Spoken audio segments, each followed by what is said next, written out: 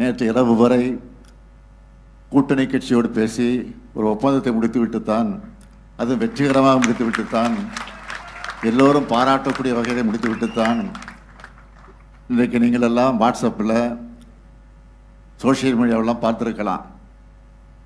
அந்த அந்த ஒப்பந்தத்தை முடித்துவிட்டு காரில் ஏறுகிற போது கையை எடுத்துட்டு அவருடைய சொல்லி அந்த ஆக்ஷனோடு நான் ஏறிய காட்சியை பார்த்துருப்பீங்க. அதை நான் திட்டமிட்டு செஞ்சதில்லை.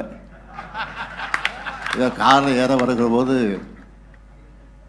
அங்கே எதிரில் நின்று கொண்டு இருக்கக்கூடிய பத்திரிகை நிபுணர்லாம் பார்த்து என்ன முடிஞ்சிச்சான்னு கேட்டாங்க. முடிஞ்சிருச்சுன்னு சொன்னேன், அவ்வளோதான். அது இன்றைக்கு ஒரே வைரலாகி எல்லாம் முடிஞ்சிச்சு, ஆல் ஃபினிஷ் அப்படின்னு சொல்கிற மாதிரி இன்றைக்கு அந்த காட்சிகள் எல்லாம் வெளியாகி கொண்டிருக்கிறது. அதையெல்லாம் நீங்கள் பார்த்துருப்பீர்கள். ஆகவே அந்த மகிழ்ச்சியோடு தான் வந்திருக்கிறேன்.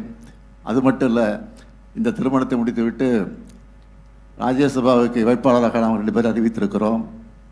கூட்டணி கட்சிக்கு 2 பேருக்கு கொடுத்துருக்கிறோம், 2 இடங்களை கொடுத்துருக்கிறோம். அந்த 4 பேரும் சரியாக 12 மணி அளவில் சென்னையில் வேட்புமனு தாக்கல் செய்ய இருக்கிறார்கள். இன்று தான் கடைசி நாள்.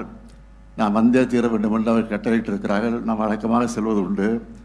ஆகவே இதை முடிச்சுட்டு உடனடியாக நான் செல்ல வேண்டிய சூழ்நிலை இருக்கிற காரணத்தினால்தான் வேகமாக வந்து வேகமாக திருமணத்தை முடித்து வைத்துவிட்டு நான் செல்லவிருக்கிறேன்.